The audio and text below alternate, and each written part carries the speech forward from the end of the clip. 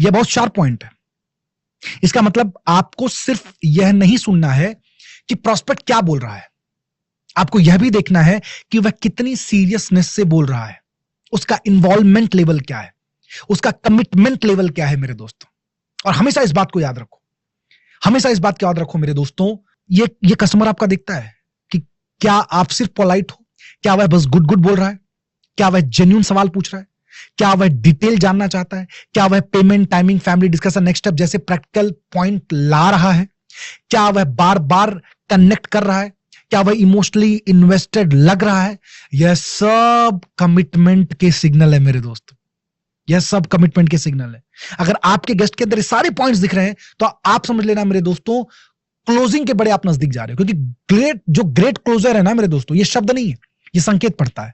क्योंकि हर प्रोस्पेक्ट एक ही स्टेज पर नहीं होता, कोई क्यूरियोसिटी स्टेज पर होता है, कोई कंपैरिजन स्टेज पे होता है, कोई एक रेडीनेस स्टेज पे होता है, कोई फियर स्टेज पे होता है, कोई फैमिली कंसल्ट स्टेज पे होता है।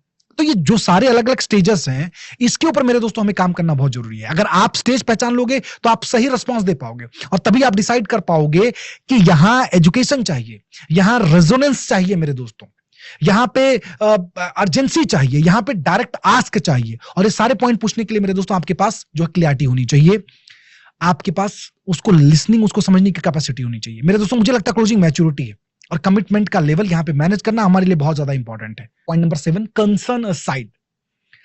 अब अगला पॉइंट है, उसके कंसर्न को आप साइड में रखो। हमेशा याद रखना, यह पॉइंट ऑब्जेक्शन हैंडलिंग की फाउंडेशन है। मैं रिपीट कर रहा हूं, यह पॉइंट मेरे दोस्तों ऑब्जेक्शन हैंडलिंग है ना, उसका फाउंडेशन है।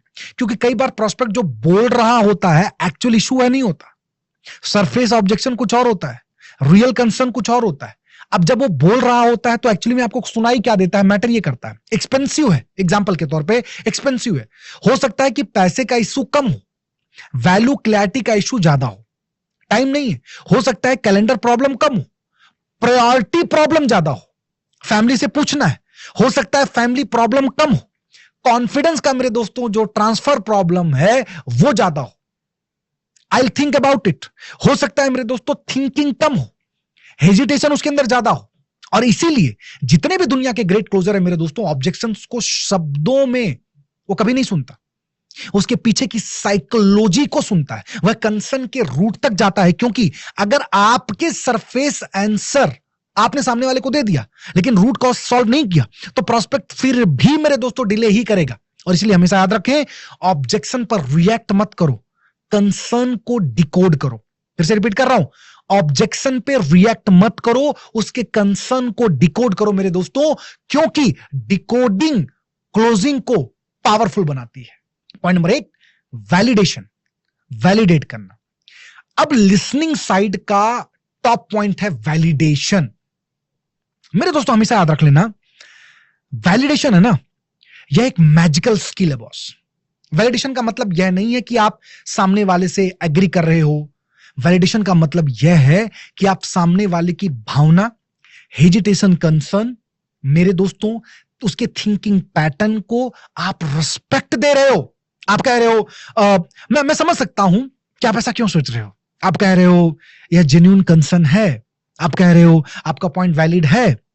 हमेशा याद रखना मेरे दोस्तों, जब प्रोस्पेक्ट को यह फील होता है ना कि आप उसके रेजिस्टेंस, जब प्रोस्पेक्ट को यह फील होता है तब उसका रेजिस्टेंस कम हो जाता है, क्योंकि उसे लगता है कि यार मुझे सुना गया है, मुझे काटा नहीं गया है, मुझे छोटा नहीं किया गया है। वैलिडेशन के बिना एडवाइस अटैक लगती है, याद रख लेना। वैलिडेशन के साथ एडवाइस सपोर्ट लगती है।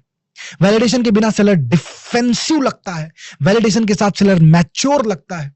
अपना पॉइंट आप चेक कर लेना मेरे दोस्तों। इसीलिए ग्रेट क्लोजर ऑब्जेक्शन पर जंप नहीं करता मेरे दोस्तों, पहले वैलिडेट करता है और फिर क्लैरिटी करता है और फिर गाइड करता है मेरे दोस्तों। और यह थी मेरे दोस्तों हमारी पहली स्लाइड, लिसनिंग। और अब आते हैं हम सेल्स ट्रायंगल के दूसरे